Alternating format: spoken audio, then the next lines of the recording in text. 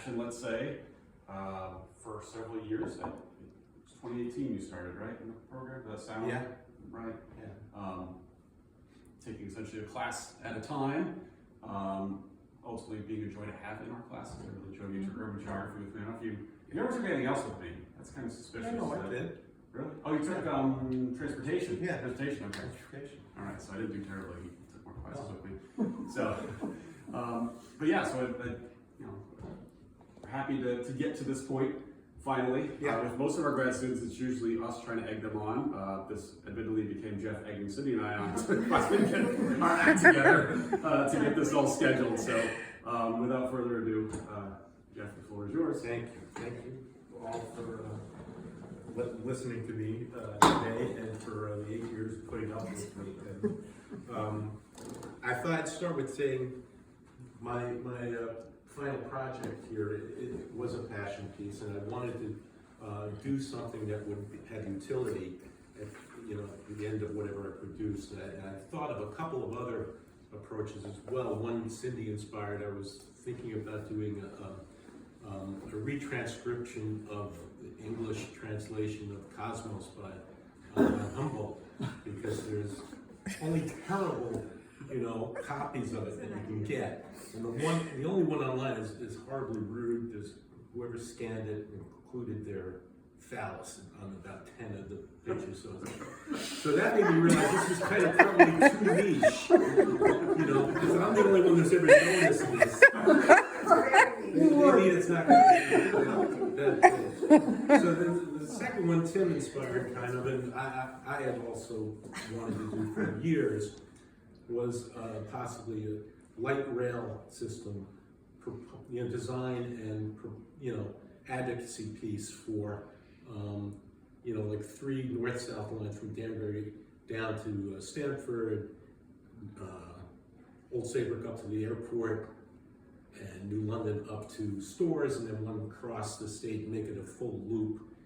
But Raymond will attest that I do very poorly with tolerating bureaucratic BS and response. And I knew nothing would happen with that in my lifetime. So I then came on this idea of that you geographers could probably benefit from a deeper understanding of architecture. So that's what came up with, and I put together a course on architecture for geographers. It'll incorporate elements of like the geography of architecture, but the real goal is to give geographers a greater understanding of architecture and tools to understand it in a little more depth. Now see if my computer skills of that. So the work product that I put together was a syllabus for the term. Cindy helped me in how to put this together, and then I put together lesson plans for 10 classroom sessions and 1 walking tour session. This would be a walking tour that I put together for downtown Middletown, 4 neighborhoods there. And as I think Cindy was saying, maybe we'd like to still do this maybe in the spring as an event, although I'm walking a little slower than I was when we put this together, so maybe we'll cut off the end and do like Bessie's daughter said to me in the museum once, I said, we'll finish and just see that last thing. She said, I can see it from here, Papa. So there's the map of where it will be and thumbnails of the various buildings. Then the next thing is I recorded 5 lectures for 5 of the first classes, and these links will connect you up to YouTube where they're recorded. And if you do feel the urge to listen to me for an extended period of time, I would say start with this last one. 5, because I got better as I went along, and I got more succinct, and my production values improved a little bit. Raymond, told me on one of them, I can't hear you. It's like I couldn't figure out. There was like each program has different ways of making them come together. So this I thought I'd take you through a little bit of the content of the course, just to have some fun together. This would be the introduction to it. It's a geography and architecture course, and so the idea is think about what your favorite building is and maybe where you're from or something along those lines. I personally grew up in the West Bronx, the cowboy side of the borough. I grew up walking around, the Bronx is dominated by two ridges that go north-south, and I would walk along there. And then there are two distinct areas of construction in the Bronx, one tied to the IRT that came through in 1918, and then one to the IND that came through in 1932. So that luckily resulted in one of the biggest concentrations of Art Deco in the Western Hemisphere. It's really wonderful and beautiful. So that inspired me as a kid to look into architecture and geography. So the biggest theme of the course is architecture with a capital A, as I say. So we learn what really makes it, how to appreciate what really is architecture. I'll just throw it out there. Bramante and the Tempietto, this is it. This is architecture with a capital A. That's what you're looking to achieve. The slide down below, at the very bottom there, ties into what are the legal kind of description, meanings of architecture. There are constraints to what you can actually call architecture. Architecture is defined by the state of Connecticut, or structures that have to be designed by an architect. So here's the little game we'll play. Yankee Stadium there, open air structure. Does it need an architect? It's not a building. 50,000 people sit in the stands. For the health, safety, and welfare of the public, as we call it, that needs to be designed by an architect. The little pumping station or a nuclear power plant, it's an enclosed building, but no people are in it, just machinery, that can be designed by an engineer. Courtyard down at the bottom there is a courtyard in high school that Raymond designed. I designed the courtyard. Typically, just a landscape architect would stamp that drawing. But because the students walk through it, pass from one side to the other, I had to stamp that drawing too, because it's architecture actually, even though it's outdoors in space. Just curious. All right, we're going to skip through a bunch of this. During the course of the term, we'll look at buildings by, favorite buildings of mine by other architects, some work of my own, which this is, and now, I went one too far. Now you were coming able to backwards before. yeah. Bottom slide here shows one of the integrations between architecture and geography. One of the biggest, besides that we're both focused on place and spaces, is that anything can be geographically studied. You take the geography of line and we have a great time. Architects do the same type of thing. We'll get into the weeds, like Alvarado. You can kind of see it great there, but that vase there is a vase he designed for a cafe in Helsinki. Went down to the level of, I want everything beautiful. The big slide there is a bridge that one of Ray's and my partners designed. I kibitz on the eagle a little bit there, that's part of it. Nice thing there is this won the design award from the Structural Engineers of America, whatever they were, the bridge designers. And in their blurb, they wrote, "I wish more architects would design bridges," which is kind of neat. Last one down at the bottom is the University Club on Fifth Avenue by McKinney and White. The fun thing there is that they included plaques of all the universities that were members. U.S. Military Academy, West Point, was a member, but they didn't have a plaque. So they made one up, put it on the building, and then West Point said, well, that's kind of great, we'll use it, so we won't stop. Another real connection between architecture and geographers in terms of our practice as well is in the graphic representations of how we look at the world. The bottommost image there is the first ethnographic, I believe they call it, map done by Leonardo of Isola in Italy. He developed the modern approach to surveying and delineating spaces on the Earth so that you can measure the areas and the directions and sizes of pieces. Similarly, architects do exactly the same thing. We use orthographic projections. The plan, this is the section over here of the dome, and that's the elevation of the dome that Bramante drew for St. Peter's.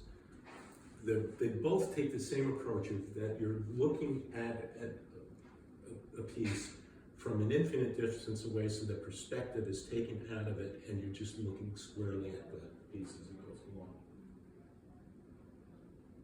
Those are all the orthographic projections of the pepper up above there.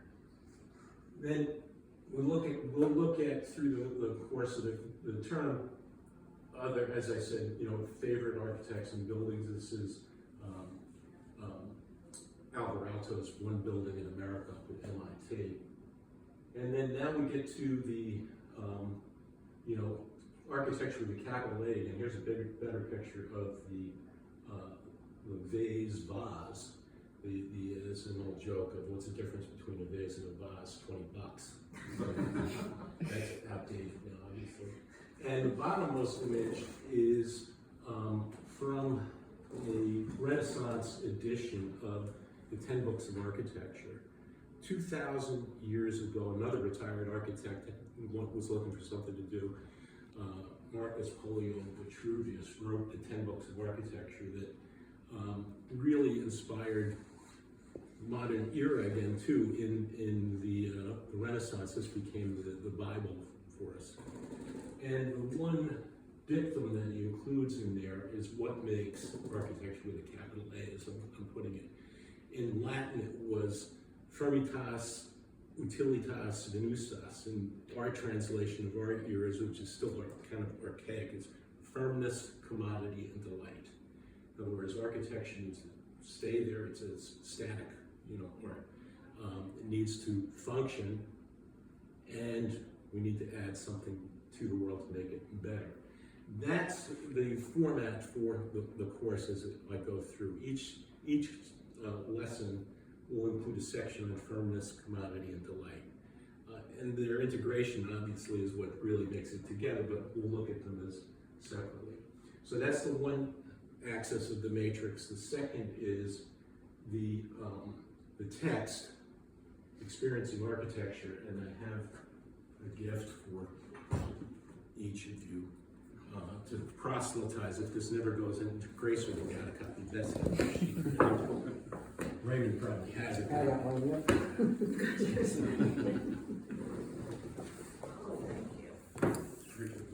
Thanks. We'll read a chapter and then discuss it and then integrate it into the program for the next session. It does include some, this was written in the 40s and 50s, some overly Eurocentric,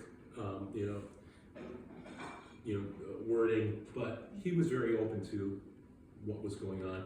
He was mainly an educator. He came and taught in the States, Berkeley and I think Yale, but he was practiced more. He did one building, I think, but he mainly practiced as a planner in Denmark, where he's from. You say it like it's a bad thing to practice as a planner.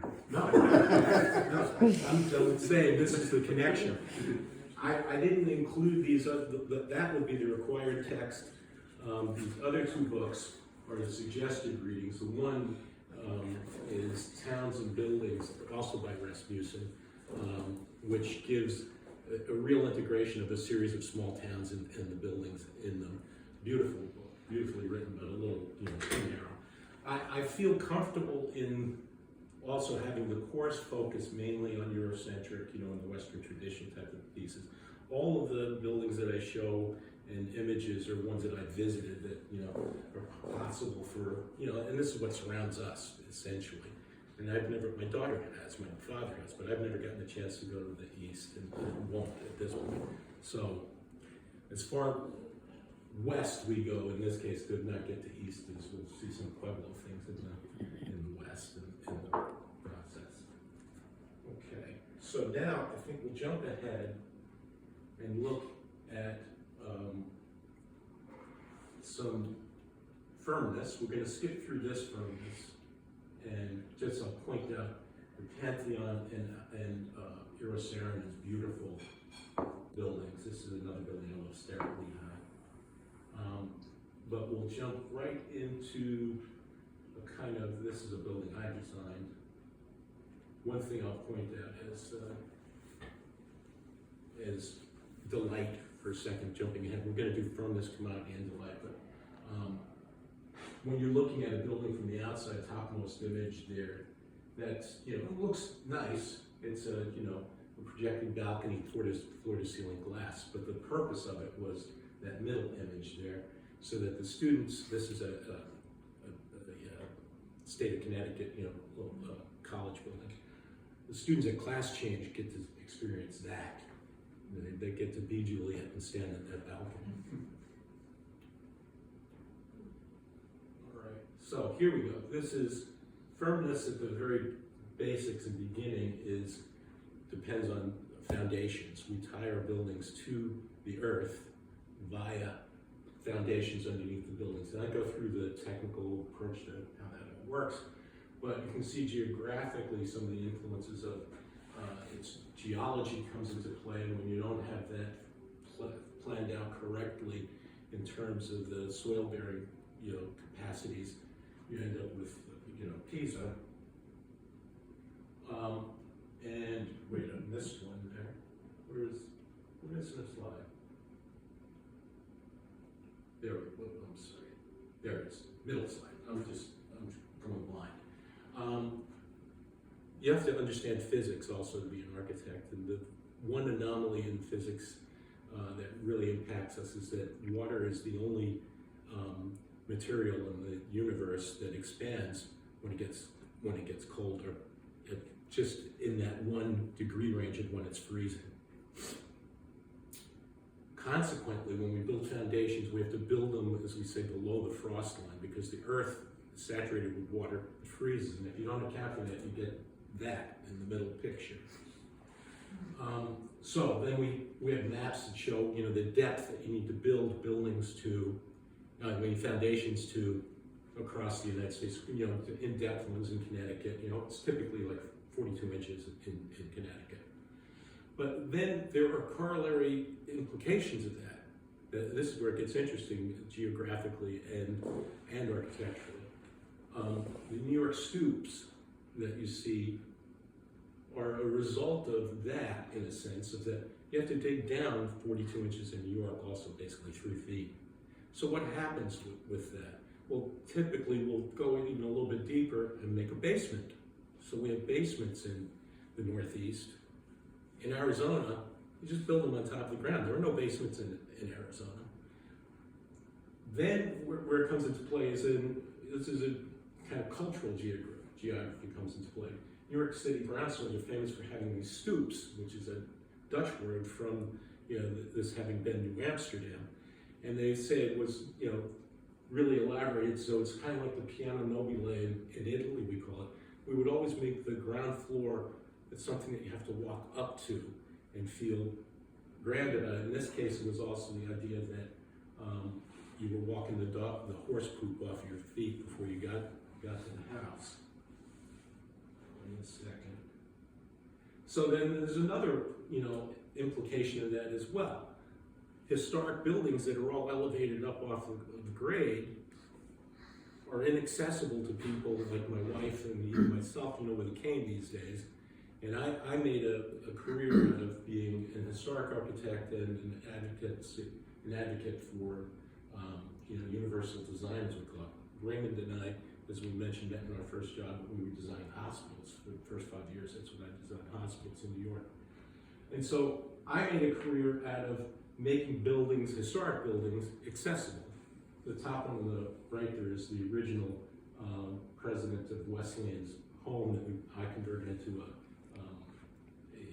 classroom and office building, and it's elevated like that, but it's on the steep hill of the front lawn, and so we were able to make a walkway that comes directly to the level of the building on the left-hand side there, and made a patio as part of it. These are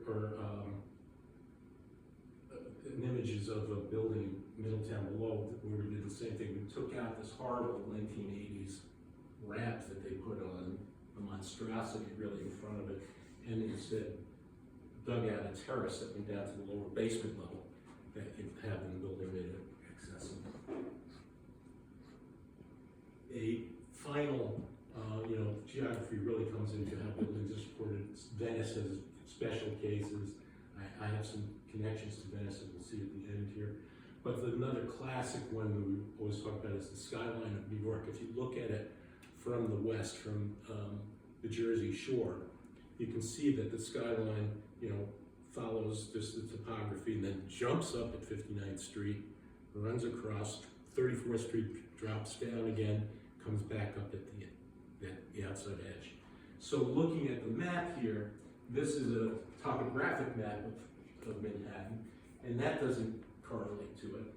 But where it correlates is that the topography of the geology underneath follows 59th Street to 34th Street is where bedrock comes closest to the surface. So you have to dig the least. Usually they would dig like 1 or 2 stories down, and so consequently, tall office buildings that we'll see in a minute, you're able to walk in at the ground floor. They're not making it elevated to do anything out of it, but you have full mechanical spaces down below.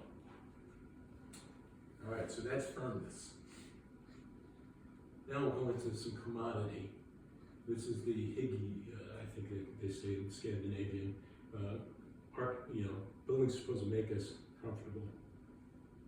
And there are, again, all sorts of crazy implications to how this works. Top image are two separate buildings that show things that you wouldn't think about necessarily. One is commodity. This is our commodity section. How do we make buildings comfortable and useful? With tall buildings, we have the chimney effect comes into play, which is hot air expands unlike ice, and so it takes up more volume and it rises. If you have a really tall building, the Empire State Building, not even that tall, and the building doors on the ground floor have to open out because in the fire you have to be able to push and go out. Those doors will be sucked closed by the chimney effect all the time. You won't be able to get into the building. You have to really fight it. And so we have revolving doors. They also make it faster so you can get all those people in and out, but the real reason is to combat the chimney effect. Building on the right is one we'll see at the end too, but this was the precursor to the Veterans Administration, first building after the Civil War, at the time, the biggest brick building in the world. And it was cooled and ventilated by utilizing the chimney effect. Underneath the windows of every level, there's an open ventilator and the air would naturally flow through and cool it off. The building in the center there, I think we're talking about daylighting, and you can see all the light there, but it's also the home of the firm that Raymond and I worked in our first job.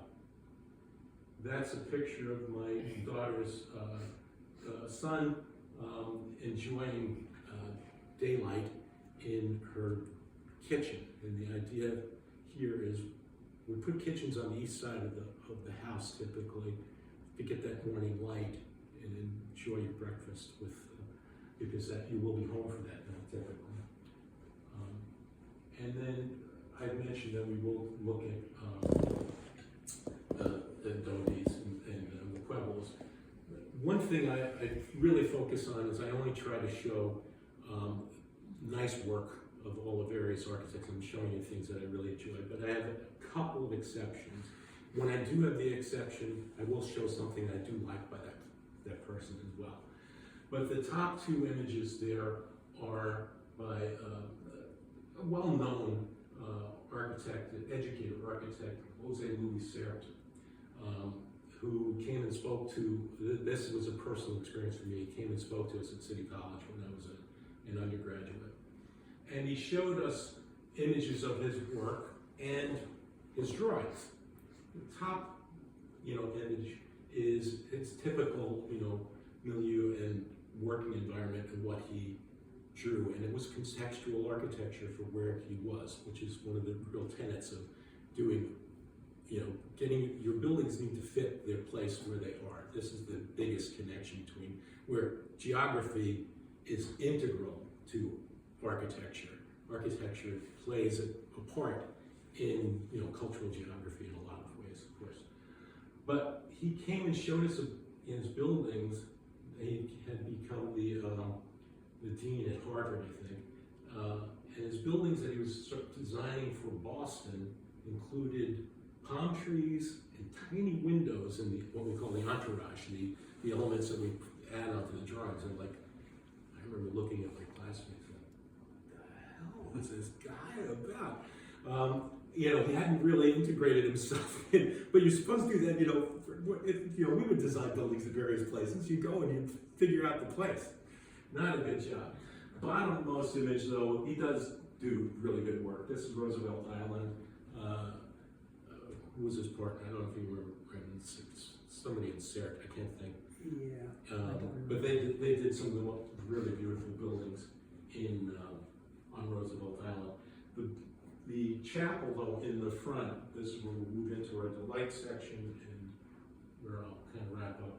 That was, I forget the name of it, but it was adaptively reused by this gentleman. This is, we're going to do a fanboy piece as my final delight section. That was restored by Giorgio Cavalieri while I was working in his office. This was my mentor, fascinating guy, great person. In his heart, he was a 30s modernist. He left Italy in the 30s because of the racial laws that the fascists put in. Returned, we'll see in the middle here. So when he came, he brought his sister and his mother, and he went to work for Rosario Candela, who's a well-known New York architect that did loads of the beautiful buildings on the Upper West Side that you see along Central Park West, and some of the earlier ones, and then on into the kind of deco style ones. Topmost one is one that Rosario designed at 67th Street, I think, and that's not the actual apartment, but Giorgio lived in that building, and had a comparable view to that look. The middle image is a picture of Rosario, but a building that Giorgio designed while he was in the office. Went back to Europe on D-Day as a sergeant in the Corps of Engineers with, interestingly, a group of all other, kind of famous architects. Most of whom were also Jewish, which I didn't understand. But Raymond will get this reference, but like Walter Netsch, a bunch of Chicago architects were there.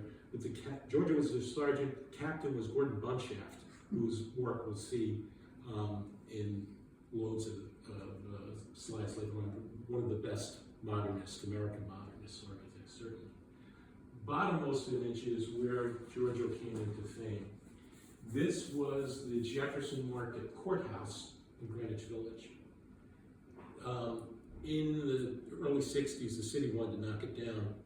I don't know what for. It had become kind of run down. It was being used as a women's prison.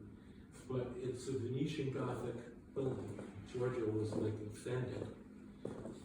Rabble-roused, got everyone involved. Jane Jacobs, came to the rescue.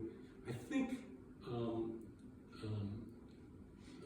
Jackie Kennedy got involved as well. So they certainly became friends later on with the Grand Central fight, but I think she got involved in this one as well. And he convinced the city, and he turned the building into a library. It's now the Jefferson Market Library.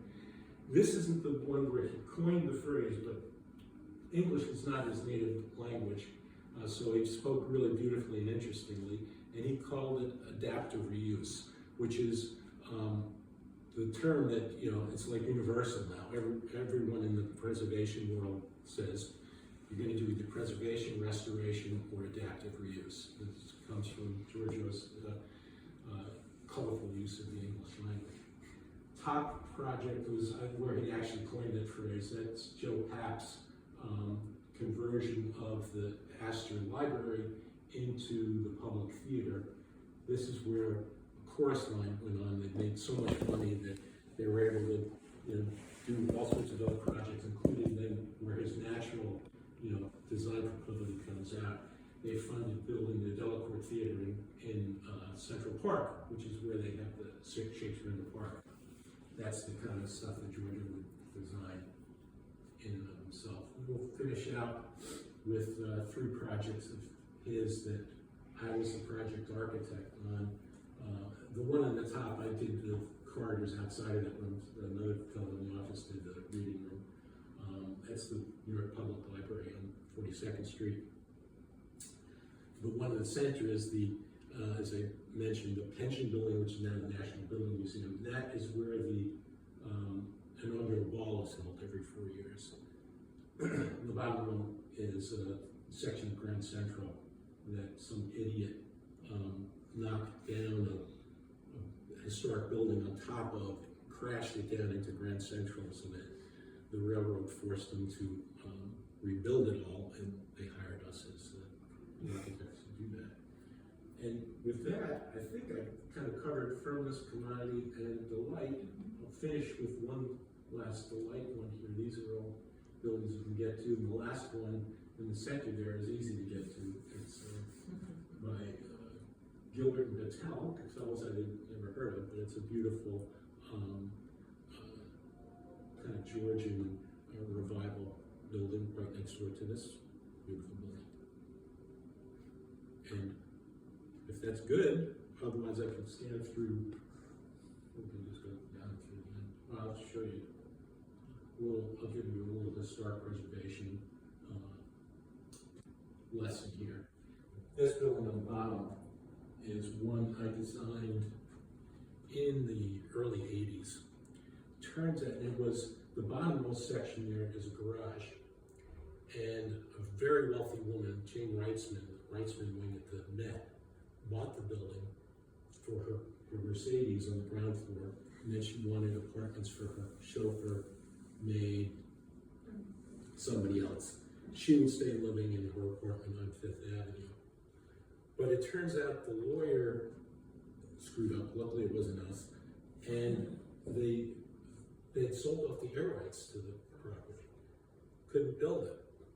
I'd completed all drawings and I'd gotten it approved by the Landmark Commission for the Upper East Side.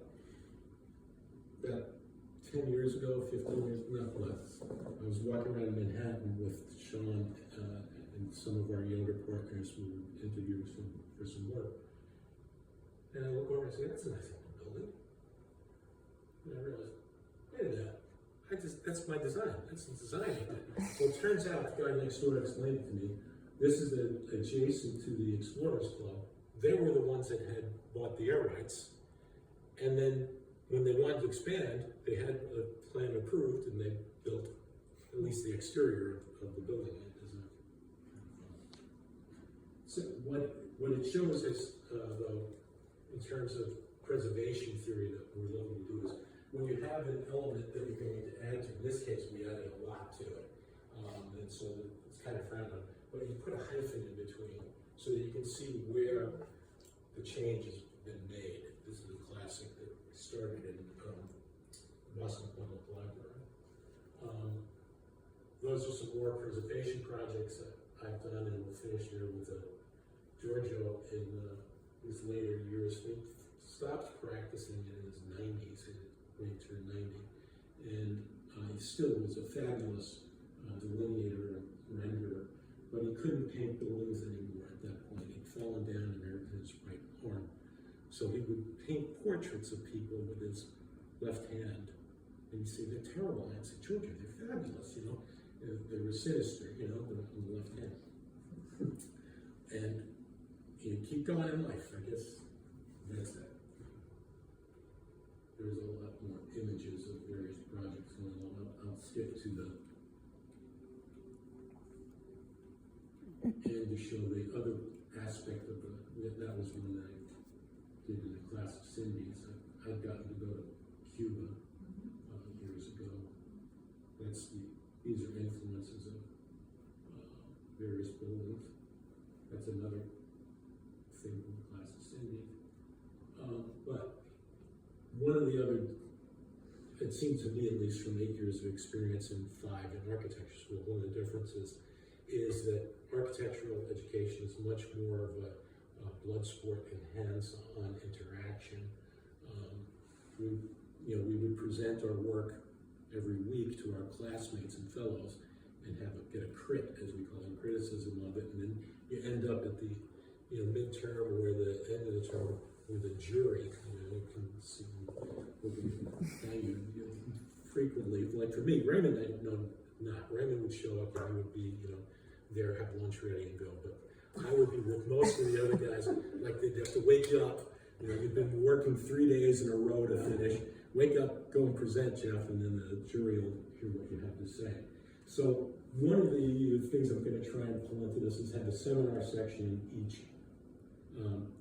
each week tied to this, usually the chapter that we just read, get some interaction. But then the other is have a crit also. We'll have an assignment each week for the students. Come in, pin them all up. That, what am I, 17 on the wall kind of thing.